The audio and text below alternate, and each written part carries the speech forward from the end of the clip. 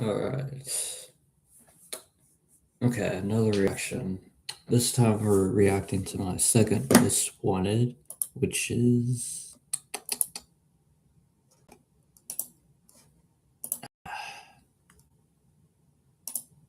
this one. Springtrap versus Junko Enoshima. No plugging anything in this time. We're just gonna watch and react to it.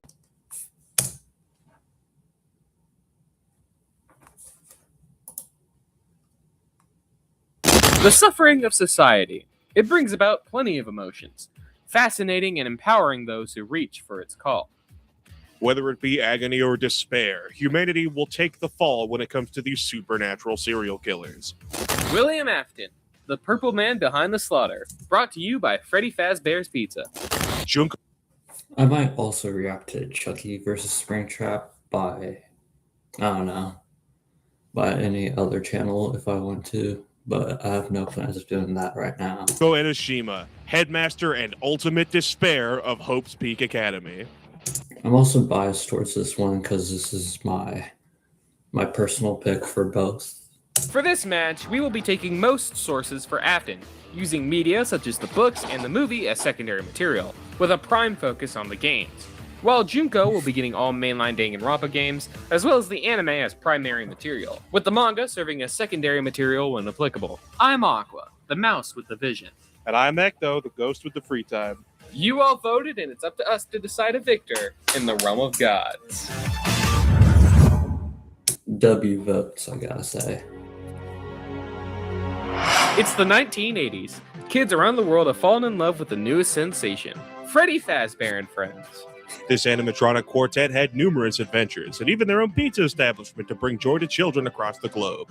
A place where family and fun come to life. Nothing could ever possibly go wrong. Oops. Despite what the corporate suits at Fazbear Entertainment want you to believe, Freddy Fazbear's Pizza was a place of tragedy.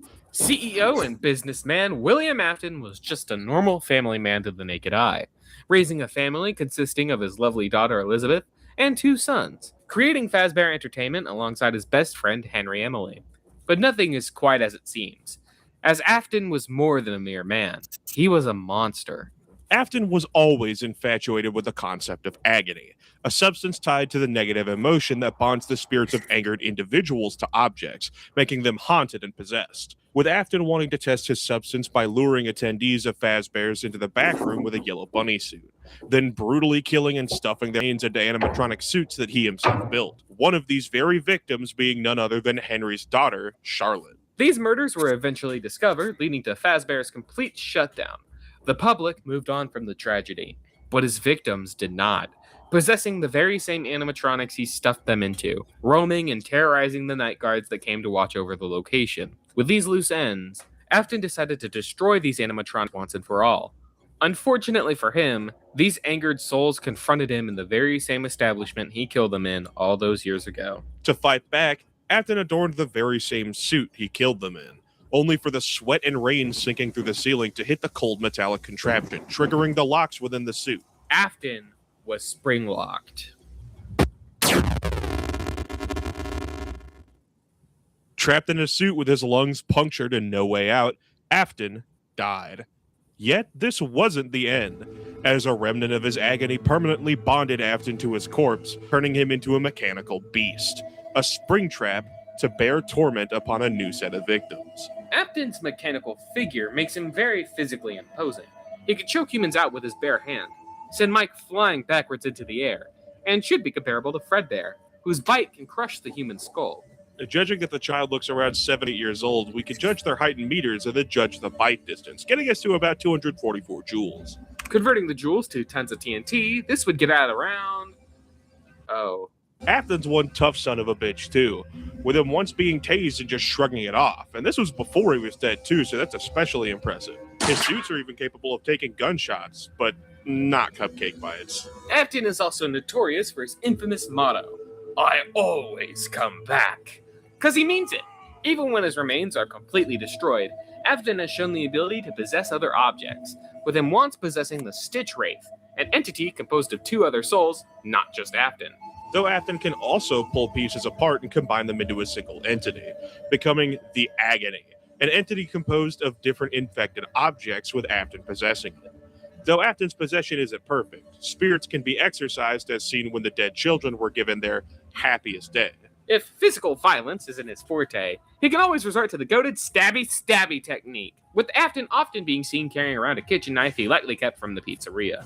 Though Dead by Daylight steps this up a slight bit, giving Afton a fire axe he could toss around. Though with a supernatural series like this, it's obvious that Afton is more than just a physically intimidating guy. His entire entity is supernatural, with his now ghostly image coming with the ability to make technology and people around him go haywire, with just his sheer presence breaking down those within his vicinity, as seen with the Phantom.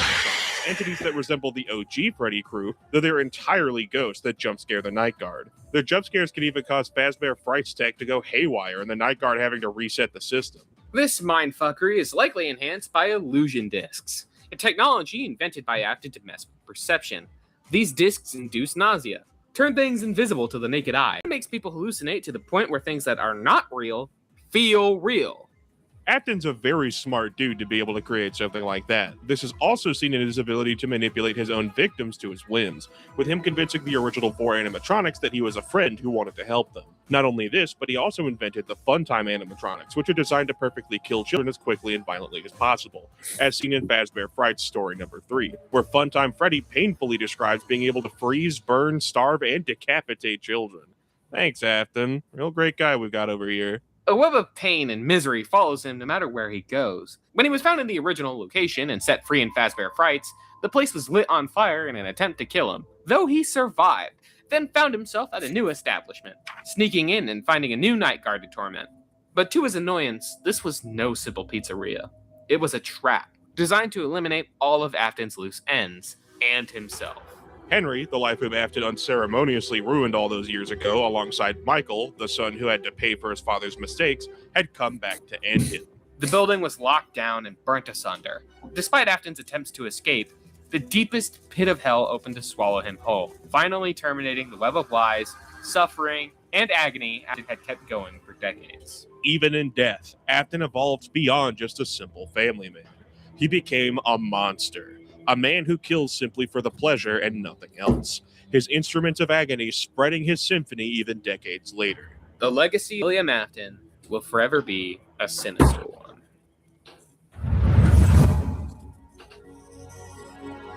Hope's Peak Academy, a shining example of leading the best and brightest of students into their future. Full of the ultimates. Students Just gotta say, I really fuck with this game. Like, that's honestly the main reason why I really like this review. Because I really do fuck with Danganronpa as a franchise. I just think this review is really cool. with special talents, like the ultimate detective and even the ultimate fashionista. Nothing could ever possibly go wrong. The world as we know it is over. Plunged into the... I also do think that this is a good MU. Like, small little rant here, but this is just my opinion from what I've seen online, mostly from the subreddit. Like, it feels like hating on this matchup is almost like a trend. Like, if I'm being honest, because I've seen some really good like critique going against this matchup, and most of it boils down to mostly how the fight would go, which I think is a very good critique. Like, I'm not sure how Realm of Gods is going to do it, obviously, because this is a blind reaction. But you know, like important stuff like that, like fight potential, because I've talked to people who don't like this matchup, and for the most part, they've all had good points. Like, yeah, how's the fight going to work? It's possibly a huge stomp, but I'm not going to say who stomps. You know, all that jazz. Also how FNAF scaling works, basically. Which is fair. That's all good critiques, because it talks about like the quality of the matchup itself. Like, yeah, connections wise, it works, but could it actually work as an actual death battle episode? And that's all great. I love talks like that. But on the other hand of things, I've seen a lot of dumb complaints about this matchup.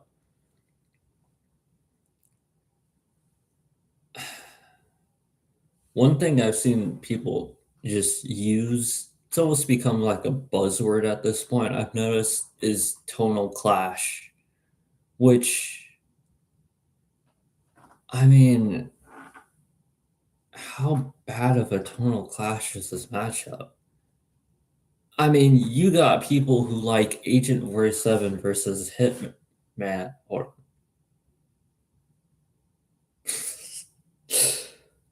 sorry, let me rephrase that. You got people who like Agent 47 versus the Spy, and this is the matchup that gets touted on for having tonal clash. I mean, aside from that, this is just like a really big popular matchup. It's literally the banner on the subreddit. This just feels like one of those things that people are just hating on just because it's popular. Like, I just don't get it. Like, I see this, like, I remember the trend where people were just listing their least favorite death battle matchups, and like they had a lot of hot takes. That was the thing. They're still doing that now, and those were abysmal. Like, I've seen the worst takes known to man. Like, I literally just said a few seconds ago, the reason I like this matchup is because I like Danganronpa. Yeah, looking back on that, like what I said a couple of minutes ago, that's honestly kind of a dumb reason I like this matchup. I mean, not to like it, but to say it's a good matchup. Obviously, I like this matchup because I like Danganronpa, but that's not an actual critique of the matchup. That's just my opinion. It doesn't say anything objectively about this matchup. Bro, I've seen a critique that someone says, yeah, hold on, let me think. No, because for the matchups, for the top 10 matchups I don't like trend, that trend, they actually gave reasons as to why. And some of those were genuine critiques, like I was saying before. But then you got people mixing up genuine critiques for like their own personal biases. I straight up saw someone give a critique on this matchup saying, yeah, I don't like Danganronpa.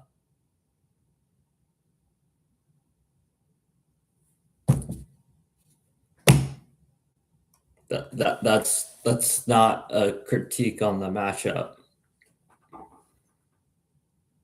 Like, I'm shocked by how many people on the subreddit use that as a genuine critique on this matchup. Like, I'm saying this again. Like, 50% of the complaints about this matchup are good and valid complaints. By all means, they are. And I'm accepting the fact that, yeah, I can see where the problems are. I can understand if you want to do something different just so you can have a good episode, just so you can have a good fight. Like, yeah, I haven't seen Junko's analysis yet. So, but yeah, the analysis connections, they can be good. But what matters is the fight. That's why I watch Death Battle. That's why we watch the episodes, to see the fight, to see the animation, to see all the good stuff. So yeah, and I can understand the debate side of things. Yeah, like you want to see an actual debatable matchup. You know, that's what makes waiting periods so damn good. But I mean, it's like on the other end of the spectrum, I see like the worst complaints ever. The dumbest complaints ever. Like, I remember seeing someone, I can't remember, on the subreddit just being, oh my god.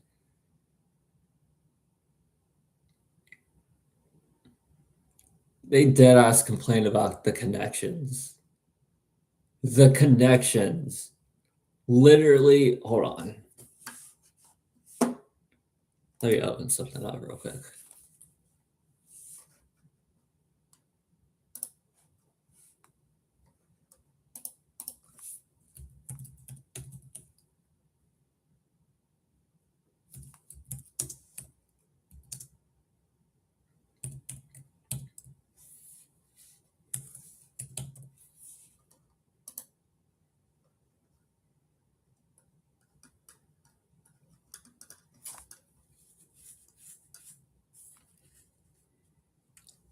Yeah, out of everything they chose to complain about the connections.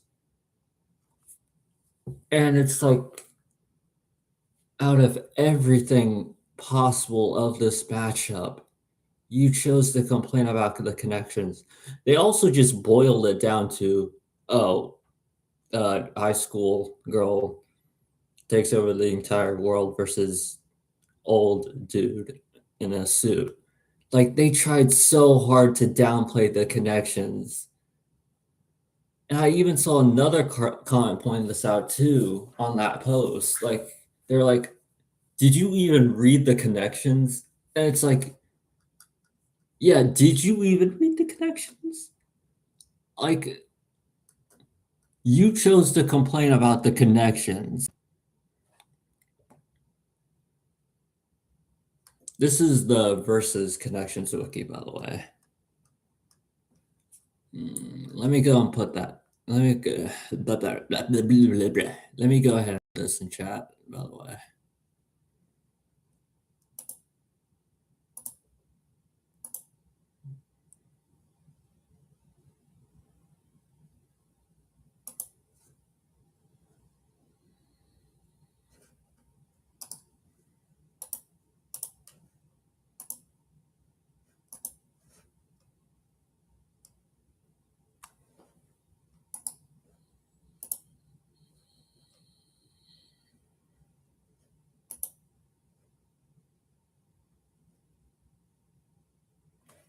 Also, hello, Wink Warrior. I wasn't looking. I had the tab open that. All right, so usually when I'm streaming, I have like two tabs open.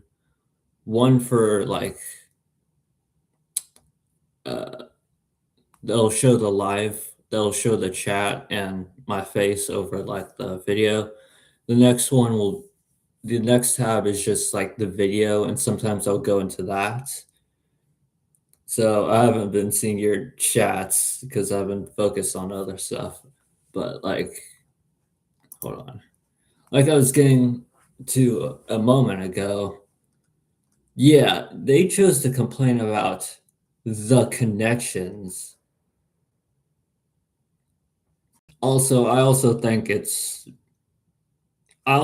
complain about contrasts is kind of dumb just because, well, they're not supposed to be a one-to-one.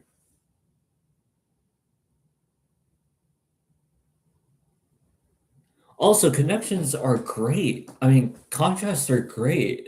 It gives a reason for them to fight. Like, I love the whole good versus evil thing the subreddit has, because that shit's awesome.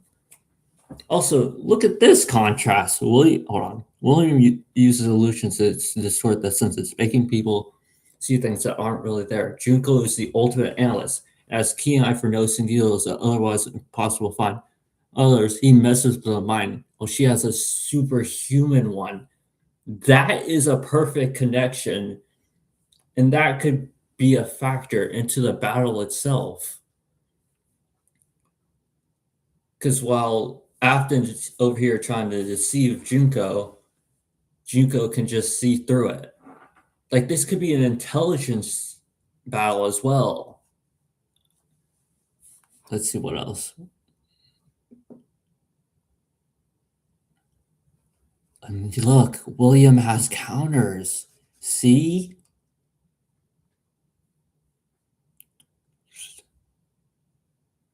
Oh my god, this is perfect. This is perfect. I swear. I've been saying this for a while now. Hating on this matchup, not everyone who hates on this matchup is a part of this. Like I said, there's 50-50. 50% of people make actual good points that I agree with. That's fair. Like, actual good, genuine points on this matchup. But the other 50%, you're just hopping on the trend, low key. You're just saying you hate this matchup because, yeah, I'm just gonna say you're just to the other 50% just don't have a good critique on this matchup, and it's all bias. You're just hopping on a trend, to be honest. Like, actually, you are just hopping on a trend. I did not expect to get so heated during this stream, bro. But this matchup has like the best critiques going against it, in my opinion, but also the absolute worst. Like, you are jumping on a trend, some of you. You're either hating on it because it's a popular matchup, which it is, or you're either hating on it because it's super popular. You're complaining about it because you don't like that it's a Danganronpa matchup. I don't get that either. You're nitpicking at a couple of things that I have just shown actually make the battle better. You're complaining about tonal clash. Meanwhile, you're probably also not complaining about Agent 47 versus the Spy, which that is a matchup I don't like. Uh, that's a whole nother can of worms. Agent 47 versus Connor from Detroit Become Human Superiority. Trust me. Trust me. You gotta trust me on that one. All right. What's that saying? You're hating on it because it's a popular matchup. That's one. You're hating on it because you're being nitpicky as hell for whatever reason against this matchup. Again, because you have biases. Three, you're biased against this matchup for whatever reason. I don't know. Maybe you just really want Chucky or Bendy Trap or Jack Baker. I don't know what the deal with that one is. Or four, you're just on the bandwagon effect. And you're just saying this is bad just because everyone else is saying it's bad. Also, five, I've seen a lot of people complain about the fanboys of this matchup, which I guess I would be one of them, saying they're annoying as hell. Bro, that's no reason to hate on a matchup. Like, the fans, I've always hated this complaint in general about things. Like how the fandom ruins the possibility of you interacting with a franchise. Just don't interact with the fandom, bro. Like, that's always been a dumb complaint about not interacting with any media whatsoever. Oh, I just don't like the fandom, so I'm not going to interact with the media itself. It's like,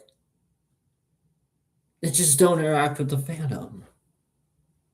What? I mean, anyways, back to what I was saying. Yeah, I've seen people complain about the fanboys of this matchup, mostly the Junko Enoshima fans.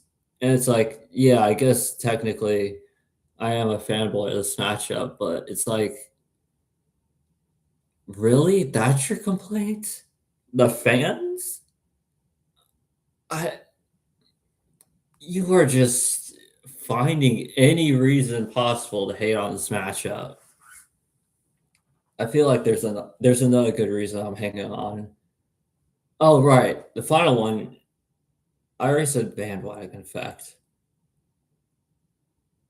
Yeah, I did already say bandwagon effect. So I guess I got all my points down. I can't even remember. But yeah, look, to everyone who's had good complaints about this matchup, like objective critiques about this matchup, thank you. We need a lot more people like you. You're doing great. You're doing great. This is just for the people who are just subjectively biased against this because I don't know their own biases. I don't know. All the trend hoppers, the bandwagoners, because I remember seeing this a lot on people's trends of least wanted, and that's where all the dumb complaints came about it. But thanks for listening to that rant. That was. Let's see what else.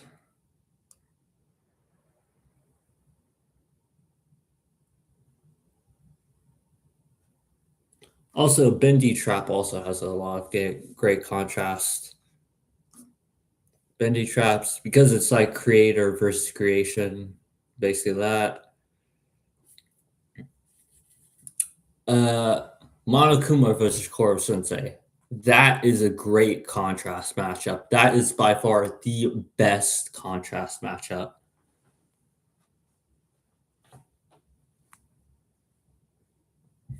Trying to read the other contrasts. Yeah, but these are great. Fight potential.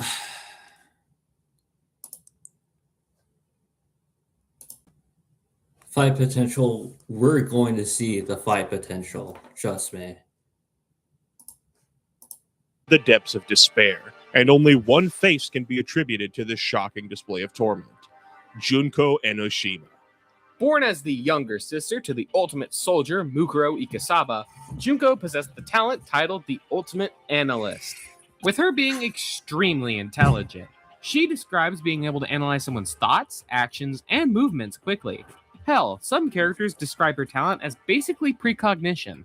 But with a power so useful, came the catch that life for Junko was boring. With nothing to surprise her, the world became nothing but a nihilistic nightmare, except for one feeling, an insurmountable emotion that only the deepest of dark could emit: despair. An unpredictable force of nature, despair. To anyone who hasn't played the game, or sorry, yeah, to anyone who hasn't played the game or has like just no interest in playing this game, which I can admit, I understand. It's a visual novel. I remember my first playthrough, I had to take a bunch of like breaks while playing this because usually I play from like 2 to 3 hours, usually, pretty much. But I mean, it's gone longer. Might be hitting that. Hold on. It's gone longer, maybe barely reaching that 4 hour range. But I remember when I first played this game. By the way, I played through the first 2 games. I haven't gone to 3 yet, which is weird because it's on my Switch. It's just in my game library. I need to download that. As for the spin-offs, I have Ultimate Summer Camp downloaded because I don't know, I just like to play that while I listen to music or watch YouTube on my phone. Just something to do with my hands while I'm focusing on whatever podcast I'm listening to. I've unfortunately played through most of Ultra Despair Girls, but gave up because I don't know. I just didn't feel like playing it. I don't know. But to anyone who hasn't played the game, I would heavily recommend listening to the first and second game soundtrack. It's really good. Trust me. It is really good. Like what you're hearing right now is from the game. But yeah, that's all. Just if you just don't want to play the games or interact with anything else within the Danganronpa media, which I would say is valid. At least give the soundtrack a listen. Yeah. Engraved through Junko's mind. That's all she could ever want out of the world. And with her super intelligence, she was capable of making that a reality. As she was invited to Hope's Peak to be one of their shining students. This was a mistake. Junko blackmailed and extorted all of Hope's Peak, using their involvement in the Izuru Kamakura project to incite a large backlash against the Academy, amassing a cult following with her now becoming the ultimate despair. Followed in tow by her remnants of despair, these being students of Class 77B, which were brainwashed using a set of audio cues video, with them now under Junko's control to use their abilities for destruction. Alongside that came, of course, Junko's most useful asset, the teddy bear of despair, Monokuma. Monokuma is a deadly force, with his base model having several different copies lying around in the world thanks to the many factories lying around. Though the main one we're familiar with in the games is for Junko's killing games, serving as the headmaster and the executioner. He'll pummel Leon to death with baseballs. One of the good critiques about this match that I've seen is how the battle would work, because obviously Junko Enoshima versus Springtrap is different than Monokuma versus Monosensei. And I think it mostly boils down to Junko's involvement in this battle, because I think for Monosensei, it'll just be Monokuma versus Monosensei. Yeah, that's pretty obvious, but like, it begs the question how that battle could work, though. Since Monokuma can technically just come back after dying, and unless they're gonna somehow involve Junko and Monokuma versus Monosensei, which I don't think they should, but I can understand why they might. And by they, I mean Death Battle. Because how the hell are you supposed to destroy Monokuma without killing Junko? And even when she did, well, spoilers, I guess, even when she did die, you saw, like, at the end there, at the end of the game, the first one, Monokuma was still active. Well, that's mostly probably because she uploaded her consciousness. You know what I mean? But, like, for Junko Trap, I actually really like this one because I'm pretty sure it's going to be an army battle where Springtrap is just trying to make his way through all the Monokuma bots, which to get to Junko, basically. So it's basically like Junko's playing Five Nights at Freddy's, I guess. Yeah, I love this matchup. But that does bring into question how Monosensei is going to work unless you involve Junko.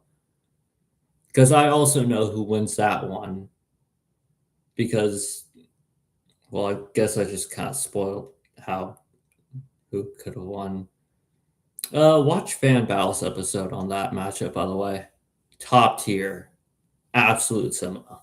Okay. Electrify Mondo enough to melt him into butter, and in later entries, Monokuma could deep fry Teruteru in a volcano, burn Korekio alive in a melting pot, and then melt his soul, and toss you into space. Junko and Monokuma know about 20,264 different ways to subject someone to despair, so they're stacked in ways to kill you.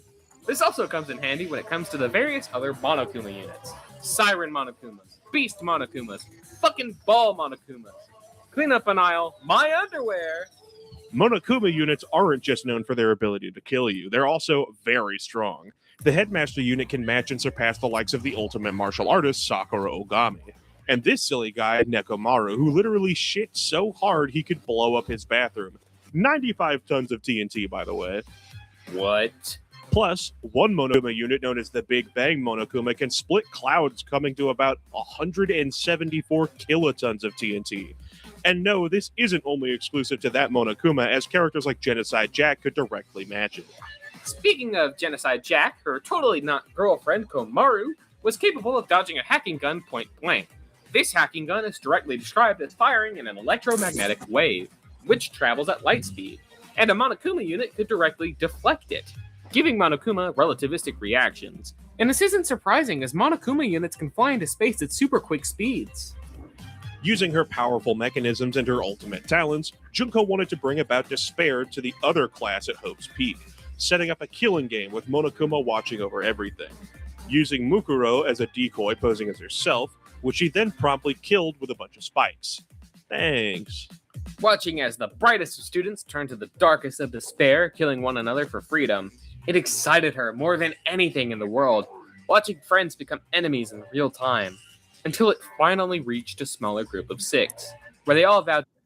Also, you're gonna think this is ridiculous, but the reason I got into this franchise in the first place was because of rap battles. Yep. Danganronpa rap battles.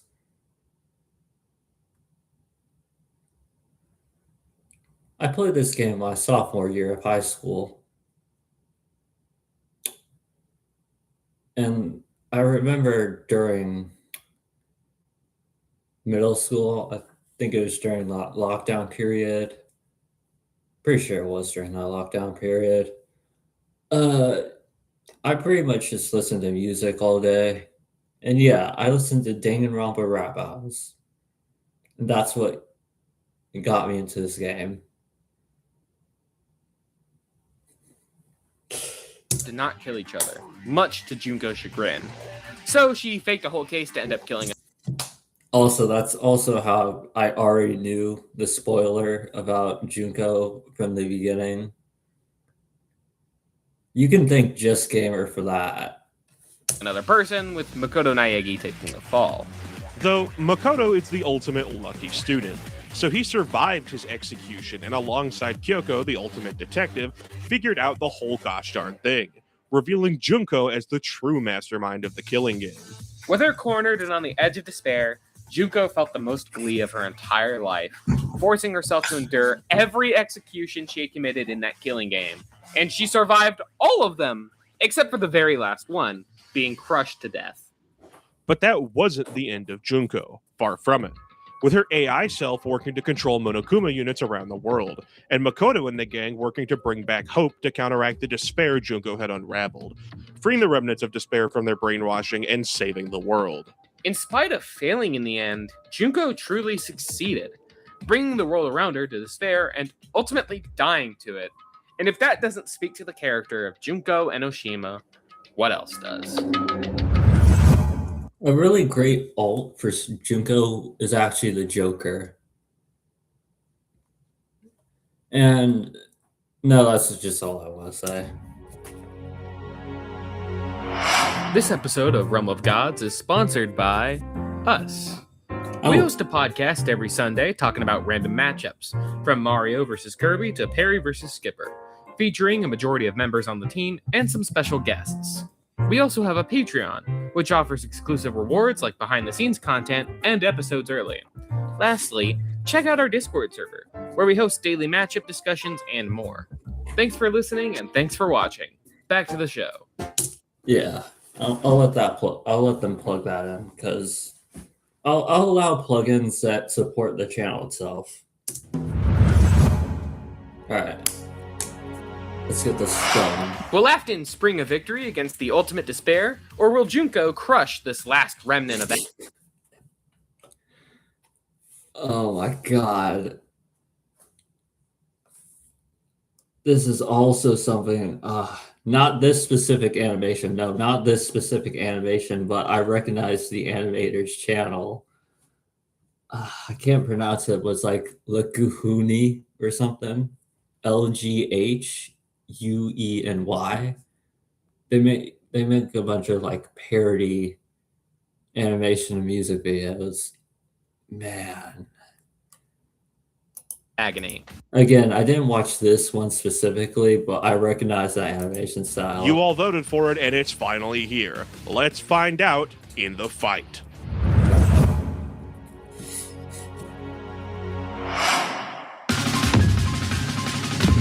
All right, so off the bat, and I should not be pausing so much during the battle, but this is my reaction, and yeah, I'm pretty much home alone, so I can just do whatever I want. So right off the bat, what we're listening to right now is Trapped Within Despair, and it was a fan commission to the awesome What the name of the thing I was saying? Slipped my mind. To the awesome music artist known as Brandy Nates, Trapped Within Despair. Absolutely beautiful. Listen to the vocal version because it is top tier. I swear. I think the fan commissions for like non-death battle episodes. Hold on. I gotta be careful with what I say. I really like the fan commissions for like non-death battle episodes. I really do. The artwork is top tier and the music's great. I I listen to them a lot more than I. Oh, there's not a great way to say this. I really like them. That's all I'm gonna say.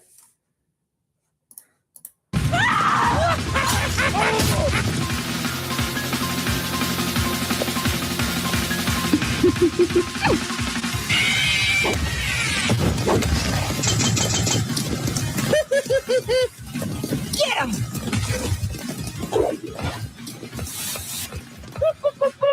Look at this place! So dusty, so crusty, so last decade. I mean, Also, before any of you say anything, no, that ooh was not me saying ooh shit to like Chica be on screen. No, I was saying ooh because they're gonna use the other animatronics in this battle. Oh, well, doesn't seem to be going great for them. Which I agree with. The animatronics should be weaker than the average Monokuma bot. And even then, they got like different variations of Monokuma bot. I am so sorry to all you children. Not the people watching this, but to like the animatronics. I'm so sorry. This is horrible. I mean, y'all did kill people, but like, who got you in this situation in the first place? Afton. Oh my god. This.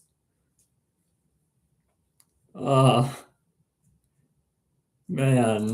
killer robots in a pizza joint? How original! Time to tear down this scrapyard circus and replace it with something truly despair-inducing.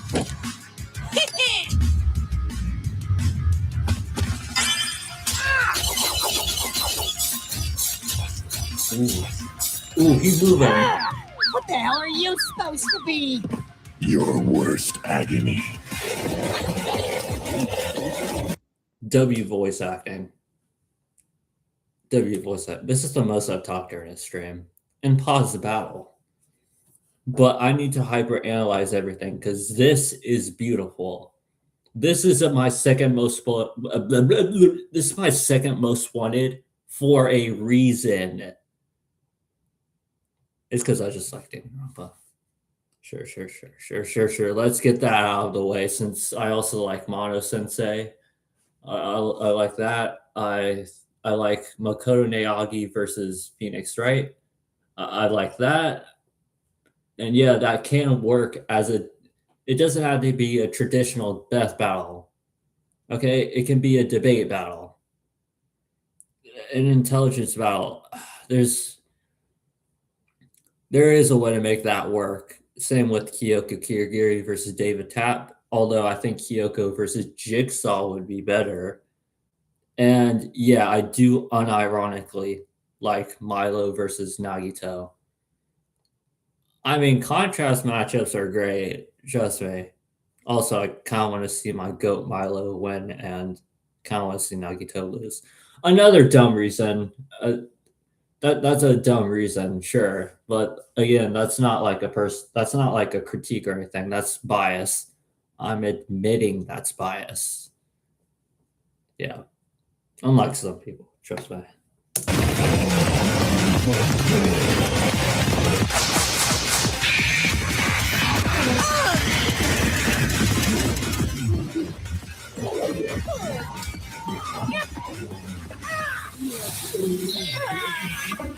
Oh, the despair.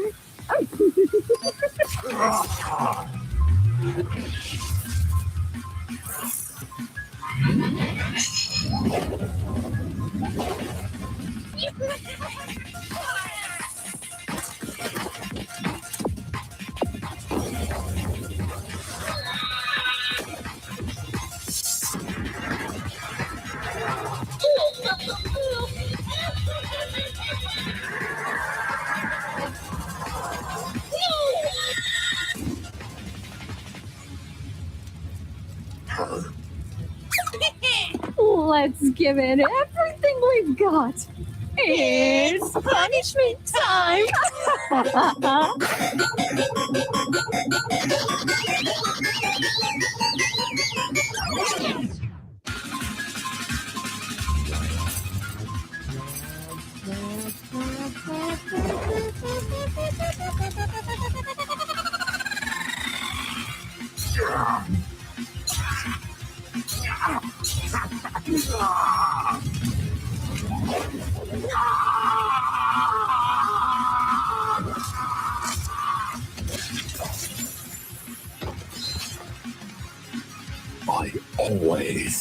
I always come back. That's even better. I'll make you into my own personal weapon of despair.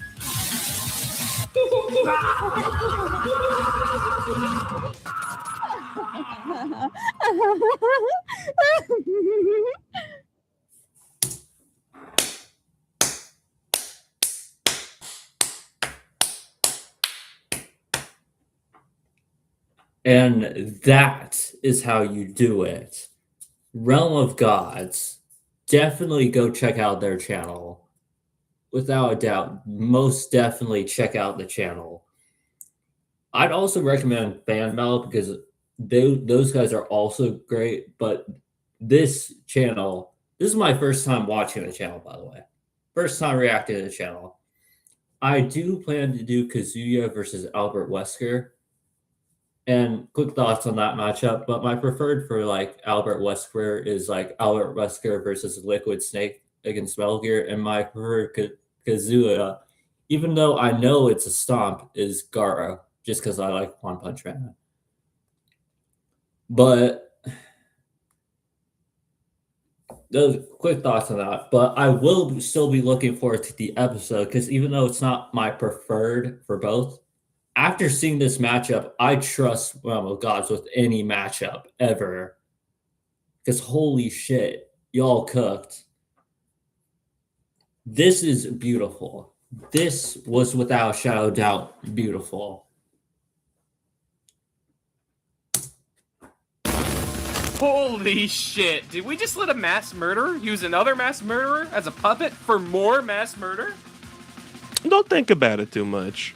So, this fight was complicated to say the least. Both of these characters have a wide army of robots by their side, and can match each other blow for blow in intelligence. While at first glance you would think Afton is superior at robotics and hacking, being a major benefactor in the creation of the animatronics and how they operate, Junko built the Monokuma units on her own, and her AI could take over the island in Danganronpa 2, which... Yeah, I do agree that intelligence, while being somewhat debatable, I will give it to Junko. Also, I saw someone on a subreddit debating between Junko and Joker's intelligence and legitimately gave intelligence to Junko. Like, no, it goes to Joker. And I also saw someone give Green Goblin intelligence over Joker during a debate on Green Goblin versus Joker. Like, no, again, intelligence goes to Joker. Let's not downplay here.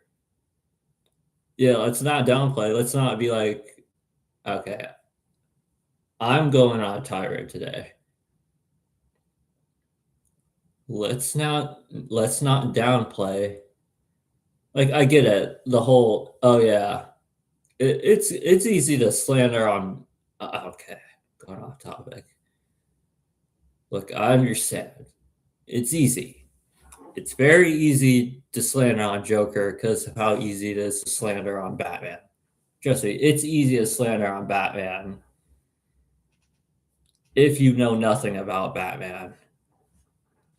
It's easy to slander on him during debates. Ha ha ha. He defeats everything with prep time. Ha ha ha. I do think he loses to Iron Man, though. I think there is a possibility he loses to Tony. Though I am also open to the possibility of Bruce being Tony. In my opinion, it could go either way. I obviously do want Bruce to win, but if you say Iron Man wins, then I'm not gonna argue with you on that one because I do think Iron Man does have a chance. But like, I've seen people saying Cat beats him, Black Panther beats him, Spider Man. Like, no, because I'm not gonna debate this. Not today, nah. But like, no, because there's a reason Prep Time Batman is a meme. It's because it's valid. Like, so like I was saying, yeah, do not downplay Joker just because you downplay Batman for the memes. Trust me, do not do that. Because I swear, it'd be the people who never read a comic in their life. Technically, I don't read comics. I watch people read comics, break them down at Crisis Comics. That's a good look up Batman versus Captain America. Make sure it's by Crisis, and that's should be all capital letters at Crisis Comics. He breaks it down really well. You know, and in my opinion, that's one of his best videos yet.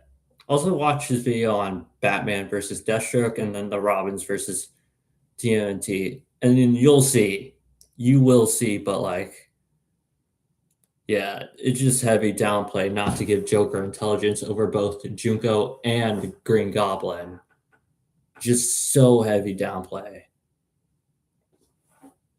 Specifically designed to rehabilitate her group of ultimate despairs. Junko is the ultimate analyst, which allowed her to find weaknesses in Afton way faster than the other way around, with her being able to come up with 20,264 ways to subject someone to despair, and predict events before they even happen. Though Afton is capable of understanding and manipulating Remnant and Agony to his whim. With how varied both sides are, let's call this draw just to be safe. But the same can't be said That's for fair. physical stats. While Afton is one durable son of a bitch, Junko was hitting much, much harder, with the Big Bang Monokuma feat being thousands of times stronger than Afton being able to crush a skull. Sure, you could argue Afton scaling to some of the other animatronics in the books, like the twisted animatronics who could smash through walls and endure being ignited in a pool of gasoline, but none of these even remotely come close to the Big Bang Monokuma feat. Plus, she was definitely faster. I guess Ultra Despair Girls is good for one thing. Monokuma units are capable of dodging the hacking gun, which are relativistic speeds. Yeah, I would not recommend playing this game though. Hold on, gotta let my mom know something.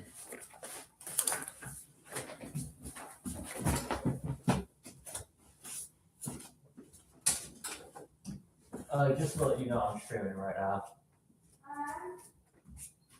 Just to let you know, I'm streaming right now.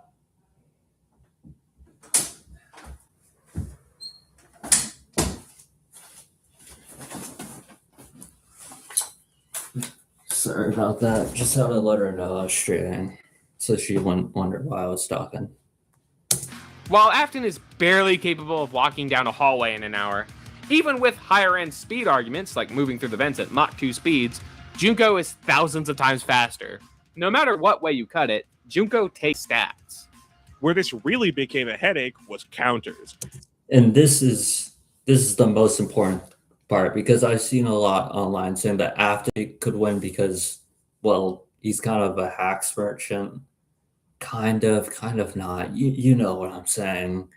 But he has the crazy hacks. Yeah, I've seen that. Probably seen, if you're on the subreddit, you've probably seen the meme. Oh my god. Hold on. Let me see if I can pull that up. So funny.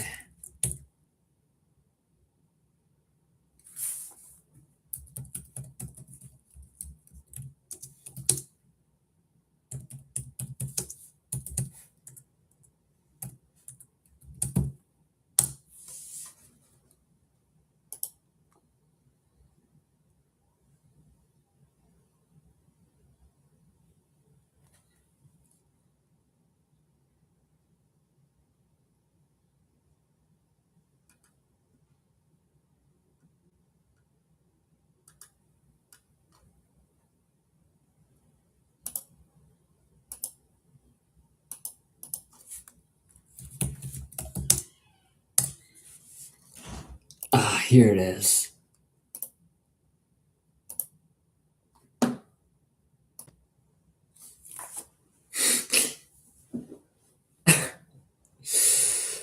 Oh, yeah. It's this one. Man. Yeah. All right, back to it.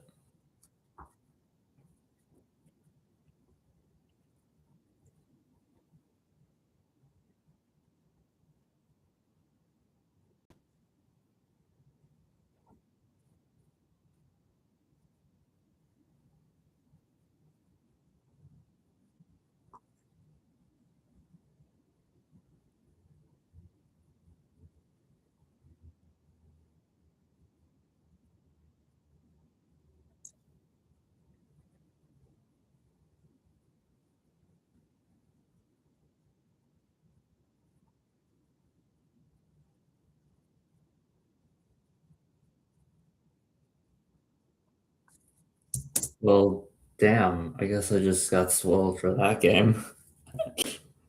It's fine.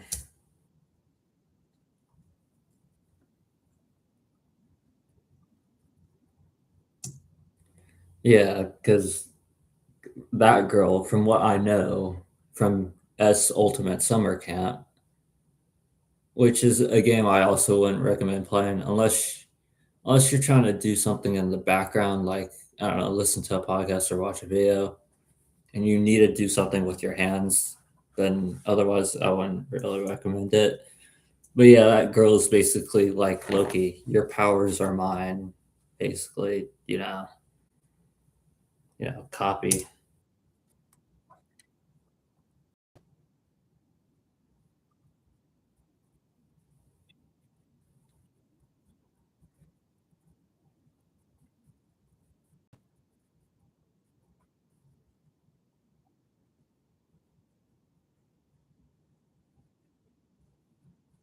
Because yeah, Junko's the smartest in the verse.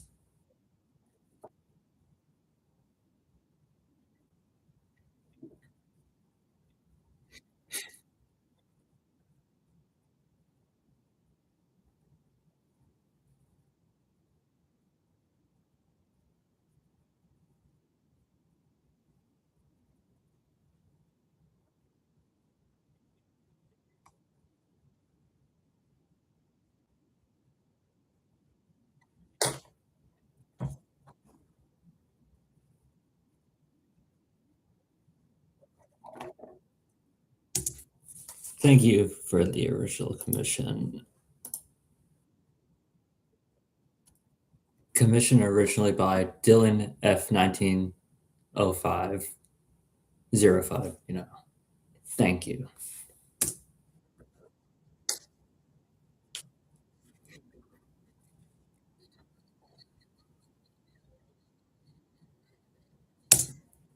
He smells ultimate despair, and now he's trapped within it.